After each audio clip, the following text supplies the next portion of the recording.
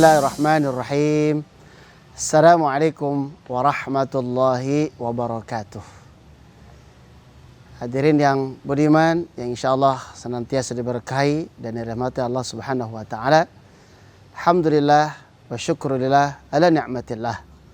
Wa nusalli wa nusallimu ala Rasulillah Muhammad ibn Abdullah. Amma ba'du. Kisah motivasi kali ini juga akan menginspirasi kita tentang bagaimana menghadapi ujian-ujian dalam hidup. Kisah ini datangnya dari seorang perempuan yang rupa-rupanya hidupnya merantau jauh ke negeri sebelah. Rupanya ujiannya lumayan banyak. Tugas di kampus selesai, terus kemudian datang lagi masalah dengan teman, datang lagi barangkali dengan tetangga dan sebagainya, silih berganti. Masalah satu di kampus selesai, pindah ke temannya, begitu. Barangkali ketika kita punya anak atau saudara-saudara di rumah memiliki putri, permasalahannya tidak jauh dari itu. Teman di kelas, yang pondok barangkali di asrama, atau dimanapun. Pasti hampir mirip-mirip permasalahannya. Antara pertemanan, asrama, dan sebagainya. Tapi Masya Allah, dia mengadukan nasibnya tersebut, permasalahannya tersebut ke orang tua. Namun sedikit agak sangsi. Si putrinya agak sangsi karena bapaknya ini bukan seorang motivator, bukan seorang guru. Berbeda barangkali dengan bapak ibu yang profesi sebagai guru, sebagai motivator. Ketika ada anaknya, putrinya bermasalah, apa yang dilakukan? Dia memberikan motivasi tentu.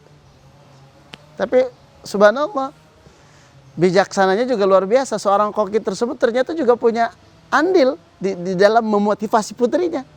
Apa yang dilakukan? Tanpa menjawab, tanpa berkata-kata, ternyata putrinya dibawa ke dapur. Ayo nak, kita ke dapur. Mau ngapain ayah? Ternyata di dapur ada 3 benda yang dia masukkan. 3 benda yang diambil dulu. Pertama dia nyalain kompor, terus kemudian dia ambil panci atau sejenisnya, atau dangdang atau seperti apa. Dia rebus itu air sampai mendidih. Ada 3 benda yang dibawa oleh si ayah tersebut. Yang pertama, dia keluarkan kentang 1 biji. Yang kedua telur. Yang ketiga biji kopi. 3 benda ini dimasukkan ke air yang mendidih. Satu persatu. 5-10 menit kemudian diangkat. Si putrinya yang tadi mengungkapkan permasalahannya tersebut terheran-heran. Ayah, aku ini pengen solusi. Kenapa dibawa suruh masak? Belum berucap. Pelan-pelan dia ambil kentang dikeluarin. Dia ambil telur yang tadi sudah dimasukkan. Dia ambil juga kopi yang sudah direbus. Dari situlah kemudian sang ayah, sang koki tadi bertanya kepada putrinya. Lihat nak, apa yang terjadi? Awalnya kentang ini sebelum dimasukkan ke air panas tersebut adalah benda yang begitu keras. Tapi ketika dikeluarkan, dia menjadi lembek selembek-lembeknya. Tapi sebaliknya telur yang sebelumnya barangkali kalau kita ketuk sedikit saja pecah, tapi ketika dikeluarkan malah menjadi keras.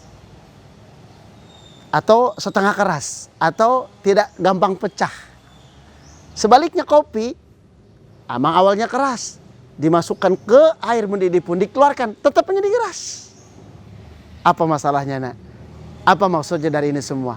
Maksudnya adalah ketika kita menghadapi, kita ini mau jadi seperti apa? Mau jadi kentang, apa menjadi kopi, atau menjadi telur? Tergantung kita bagaimana mengolah permasalahan tersebut.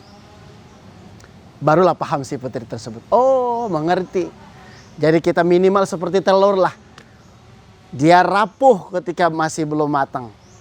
Dia akan menjadi kuat walaupun dipecahkan kulitnya, tapi akan jadi bermanfaat, menjadi enak, menjadi nikmat disantap. Kopi tidak ada masalah. Sebelum ada masalah maupun sebelum masalah dia akan tetap jadi keras. Begitulah kita. Bagaimana kita menghadapi hidup? Bagaimana kita menghadapi ujian? Karena ingat, ujian itu adalah dari Allah. Ketika kita sanggup melewati ujian tersebut, insya Allah ujian itu menjadi nikmat. Ketika kita mampu melewati ujian tersebut, insya Allah itu menjadi penggugur dosa kita semuanya. Maka berbahagialah ketika manusia diberikan ujian dan cobaan, asal tidak lari daripada Allah, insya Allah itu menjadi penggugur dosa kita semuanya. Insya Allah. Mudah-mudahan kisah yang sangat singkat ini menjadi inspirasi buat kita semuanya, dan kita mampu melewati ujian-ujian tersebut, insya Allah dengan hati yang lapang. Berzikir, ala bidzikrillah tatmainnul qulub. Ketahuilah bahwasanya kita berzikir pada Allah, disitulah hati kita akan menjadi tenang. Fatawakkal 'ala Allah, bertakwalah kepada Allah. Wa may yattaqillah, siapa yang bertawakal pada Allah, yaj'al lahu makhraja, Allah akan berikan solusi hidup, jalan keluar daripada kesulitan-kesulitan yang ada. Hadanallahu wa iyyakum ajma'in.